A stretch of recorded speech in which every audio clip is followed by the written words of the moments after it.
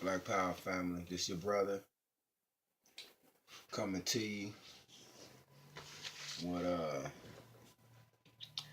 Just gonna share a couple things from you or with you with pertaining to one of my books, my very first book that I wrote, The Unspoken Truth. And I'm going to also do a little brief reading from another book that I have been looking at, and just to kind of show how things line up. Okay. Um, it's my very first time reading this other book that I'm going to read from as well. Human Race, Get Off Your Knees. The Lion Sleeps No More by David Icke. Okay. But first, I'm going to read from my book, The Unspoken Truth. And the title of the chapter is Supreme Reflections. Supreme Reflections, family. And that's what it is, Supreme Reflections. And I'm just showing just the continuity and knowledge and the information.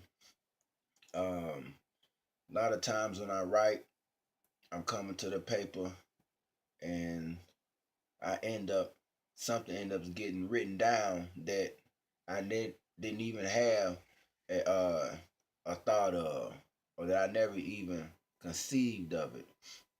So sometimes as I write things, it's given to me when I write. But I'm just pointing out the similarity and knowledge in my book, Unspoken Truth, from the chapter titled Supreme Reflections, from something else that I'm reading in another book, because how we are today existing in this material form, in Supreme Reflections, I'm pointing out that I originally don't think that this is how we were. And I'm reading something else and something similar. So I just want to point that out, man. Just share that. The Holy Quran.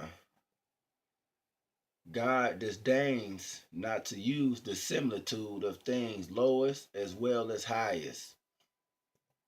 The word for similitude in Arabic is mathil, which means to resemble, be, or look like, bear a likeness, imitate, or copy. Reading and reflecting over these definitions brings to mind the word reflect, which means to be an image of, to mirror, or a reproduction. As human beings, we see reflections without standing before a mirror, such as light. We only see the reflection of, according to the science of ophthalmology, vitamin A has a chemical form found in retinal that forms visual pigment rhodopsin upon combining with protein opsin. When light strikes retinal rhodopsin, it goes from a curved molecule to a straight one, sending signal to brain that allows what we call vision to occur. A most striking evidence is that the human eye cannot even look directly at the sun, which is the purest form of light known to man.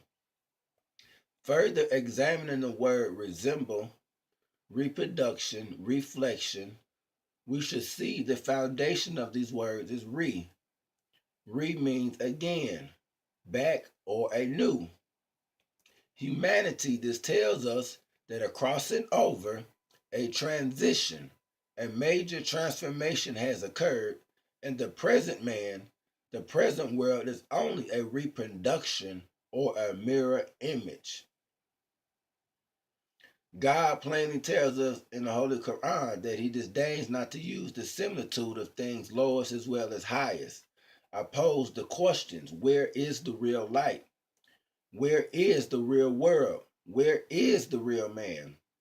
What I want the reader to gather from this body of information and facts presented is that when re is dropped from words, And the once upon a time transformation is back to the original production. Man would be standing directly in heaven. The garden would be on earth. Man would see God as he sees himself in the mirror.